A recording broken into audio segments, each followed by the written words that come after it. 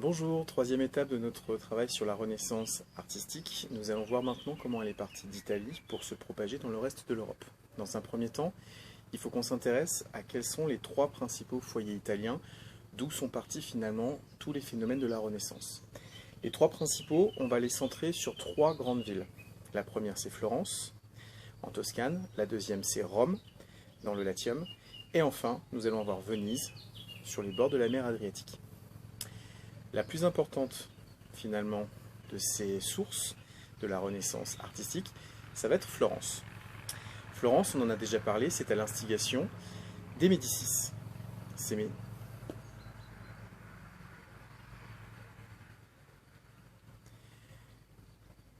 Médicis, tout simplement, ils se chargent de financer au maximum le travail d'un certain nombre d'artistes. Leur but, c'est d'utiliser finalement le travail de ces artistes pour leur propre intérêt, soit pour organiser des fêtes énormes pour satisfaire les besoins de la population, soit pour faire un travail d'évergette, on dépense de l'argent pour montrer qu'on est puissant et raffiné. Ça permet aussi de cingler au maximum les rivaux, les ennemis, et tout bêtement, ils vont s'en servir aussi comme élément de propagande pour diffuser des messages à la population ou à leurs ennemis. Si je reprends un tableau extrêmement célèbre de la Renaissance italienne, Le Printemps de Botticelli, on a à l'évidence tout un tas des éléments, des techniques de création finalement artistique italienne. Déjà, si vous regardez les différents personnages qui composent cette peinture, cette œuvre, vous vous rendez compte déjà que chaque personnage a ses propres traits. Il est individuel. Les œuvres de la Renaissance italienne, elles se veulent un petit peu uniques, et même si vous regardez différents tableaux de Botticelli, tous les personnages ont les cheveux mordorés, donc blond-roux. Malgré tout, ils ont des traits particuliers, des traits relativement différents, et ça permet de les identifier. Même souvent, les Italiens vont mettre les traits de personnages qu'ils connaissent, pour que ça parle aux habitants de leur cité.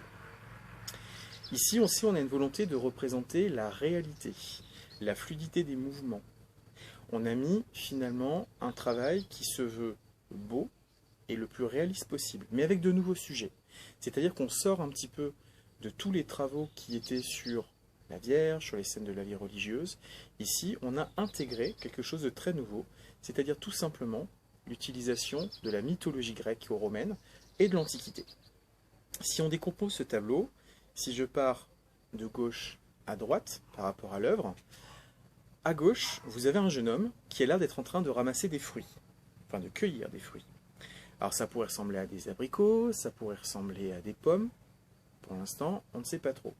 Vous avez trois jeunes filles qui dansent, vous avez une femme seule, une femme sur laquelle vous avez des fleurs et des feuilles, et enfin une scène où on voit un enlèvement d'une jeune fille. Au-dessus de tout ça, vous avez un petit Cupidon qui est en train de décocher une flèche. Bien. Maintenant, si je passe au niveau mythologique, représentatif, chacun de ces personnages, finalement, est tiré d'une scène de l'Antiquité. À gauche, le jeune homme représente Paris. Paris, c'est celui qui avait donné la pomme d'or, qui a déclenché la guerre de Troie, mais qui était le prince d'une cité extrêmement puissante, extrêmement riche. La pomme d'or, elle symbolise aussi la richesse et l'abondance. À côté, vous avez donc ces trois jeunes filles qui dansent, qui sont les trois grâces, symbole de la beauté, de la richesse, des arts, de l'opulence. Au milieu, cette femme ressemble étrangement à la Vierge Marie. Ensuite, vous avez une jeune fille avec une robe recouverte de fleurs. Fleurs, Flore, tout simplement, elle représente Florence, la déesse Flore. On a fait de la cité, finalement, une déesse à part entière. À droite, l'enlèvement de la jeune fille n'est pas sans rappeler, finalement, l'enlèvement de Perséphone par Hadès, qui permet finalement de créer le printemps-l'été, période abondance, et l'automne-hiver, période finalement mortifère. Au-dessus, Cupidon, ça c'est pas une grande surprise, c'est le symbole de l'amour. Bon, ça c'est comme ça que vous pourriez vous le comprendre ce tableau. Par contre, quand les Médicis ont fait créer cette œuvre, eux, ils avaient un message à faire passer. Et ce message, n'importe quel Italien peut le comprendre. Si je reprends un petit peu l'histoire des Médicis, la ville va petit à petit tomber sous leur coupe. Ils prennent de plus en plus d'influence, mais ça ne se fait pas sans heurts. Notamment, certains de leurs rivaux vont tenter de faire assassiner Laurent de Médicis et son frère Julien de Médicis. Au final, Laurent s'en tire en se cachant dans une partie d'une église. Julien, par contre, est poignardé.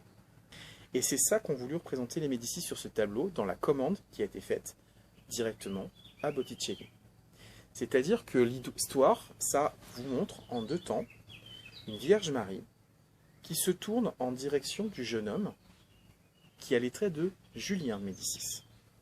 En gros, l'idée, c'est de montrer que Dieu soutient Laurent au travers de Julien, que les Médicis sont très importants et que la proximité des grâces montre que si la cité soutient les Médicis, ça va être la grandeur, l'opulence, la richesse. C'est pour ça que le petit Cupidon tire sur eux aussi.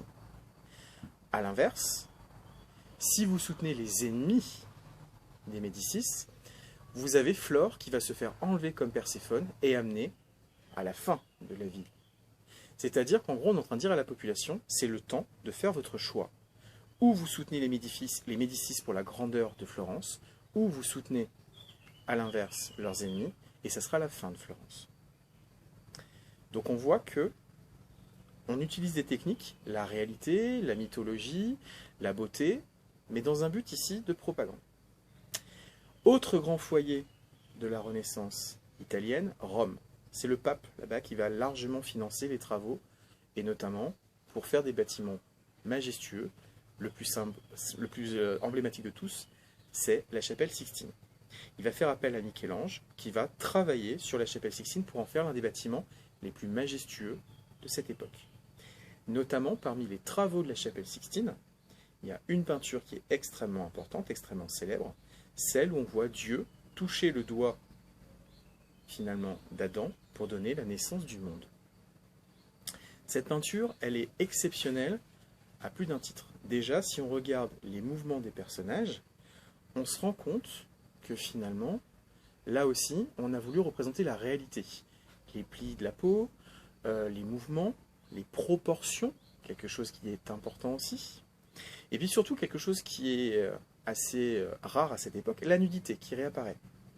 Une nudité qui pourrait d'autant plus choquer que vous êtes dans l'église la plus importante de la chrétienté. Mais il y a quelque chose d'encore plus choquant pour cette époque, c'est le fait d'avoir représenté Dieu. Alors qu'en théorie, chez les chrétiens, c'est interdit de représenter Dieu. Mais là, on l'a représenté sous les traits de Zeus Jupiter. Ce tableau, il va scandaliser à l'époque, enfin ce tableau, cette fresque, va scandaliser à l'époque, et malgré tout, Michel-Ange va imposer sa volonté au pape et son travail. Par la suite, son travail sera retouché, retravaillé. On va notamment peindre directement des vêtements sur Dieu. On va l'englober d'une aura un petit peu pourpre, qui rappelle certes le pouvoir, mais qui surtout permet de minorer la nudité des angelots qui sont tout autour. Mais malgré tout, on a quand même des révolutions dans la façon de représenter les arts. Dernier foyer de la Renaissance italienne, Venise. Alors Venise va moins créer des techniques, va moins créer finalement des outils, mais à Venise, il y a énormément de familles riches qui, pour s'enorgueillir de leur richesse et de leur prestige, vont largement engager des artistes italiens, même d'autres cités. On a énormément d'œuvres qui sont emblématiques de la Renaissance artistique italienne et qui nous montrent un petit peu tous les travaux qui sont faits. Si je vous montre maintenant l'école d'Athènes, ce tableau, il nous montre différents éléments. Sur cette école d'Athènes, on a voulu représenter comme on imaginait l'enseignement à Athènes avec Platon et Socrate au centre du tableau. On voit que le décorum, il est important. On commence à mettre des fonds, un arrière-plan. Ici, l'arrière-plan reprend des ruines romaines qu'on a remis finalement en forme pour donner l'image de ce que ça pourrait être si ça avait été un bâtiment athénien, avec des représentations d'Athéna et d'Apollon sous forme de statues, mais surtout toute une pléiade de personnages que les habitants de la Renaissance peuvent reconnaître. L'auteur, Raphaël, a représenté certains de ses amis directement sur les personnages. Notamment Socrate, il lui a donné les traits de Léonard de Vinci. Pour faire Platon, il a mis Michel-Ange. Et puis nouveauté, la Renaissance italienne, c'est l'époque où on veut pouvoir être reconnu quand on est un artiste. Et notamment, si vous regardez en bas à droite, il y a Raphaël qui s'est représenté lui-même sur son tableau. Et ça, c'est quelque chose d'extrêmement nouveau. C'est l'ancêtre de la signature. Beaucoup d'artistes de la Renaissance vont laisser leur empreinte pour qu'on puisse savoir que c'est eux. Ils veulent être reconnus en tant qu'artistes. Troisième tableau que je voulais vous montrer, l'Annonciation de Crivelli.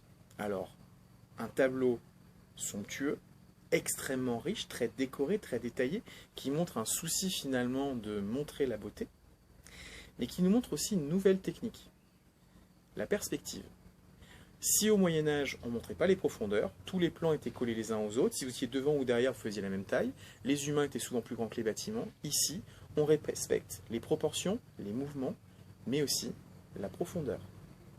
On voit, on distingue très bien avec les traits solaires qui rappellent le toucher de Dieu vis-à-vis de la Vierge, la perspective cavalière, et on voit qu'au fond, on a encore dessiné une scène de la vie quotidienne qui reprend des éléments de la Renaissance. Il faut que ça puisse toujours parler aux habitants de chaque époque. La beauté, elle doit être extrême, mais elle ne doit pas choquer par rapport à la réalité. Si on prend, cette fois-ci non plus un tableau, mais une sculpture emblématique de Michel-Ange, le David, qui se trouve à Florence. Alors vous avez une copie en ville et vous avez l'original au musée. On voit un personnage qui était représenté, David, extrêmement beau, avec des traits fins, avec une musculature très développée.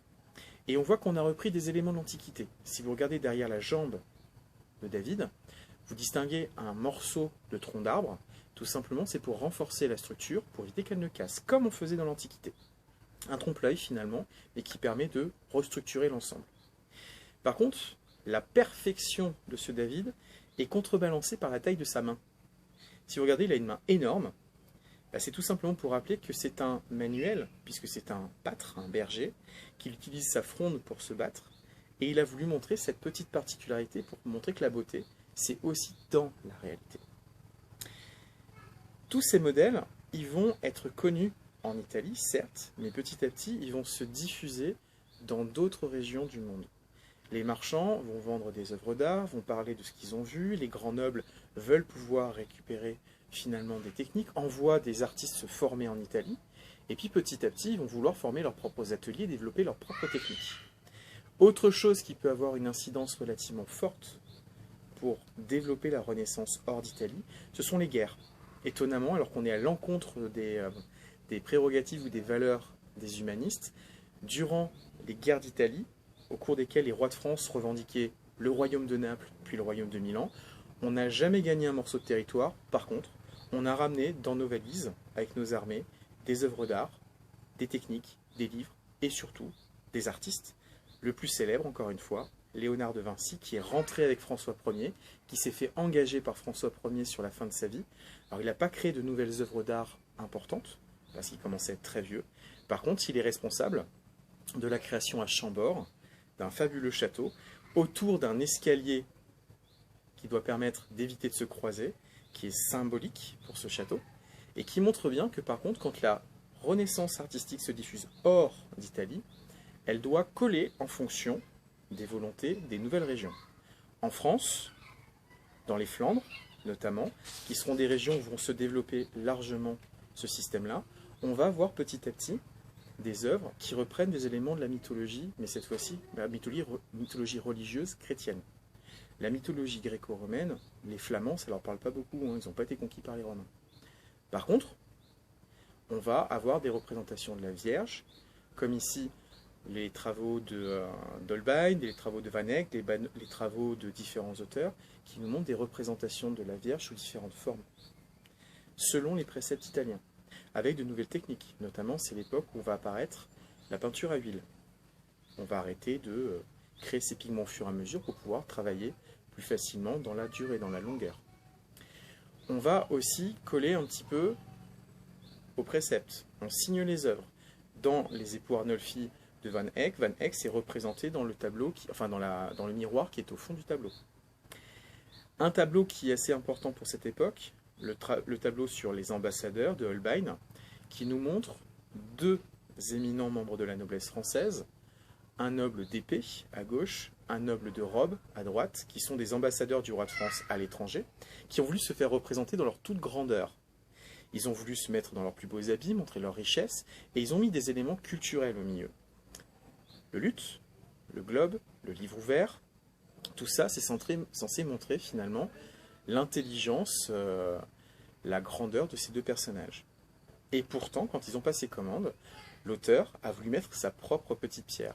La le luth a les cordes qui sont cassées, pour montrer que oui, ils ont la connaissance, mais c'est parfois plus pour faire joli qu'autre chose, ils ne savent pas le faire. Le globe, il est petit, pour montrer qu'ils ne savent pas tout.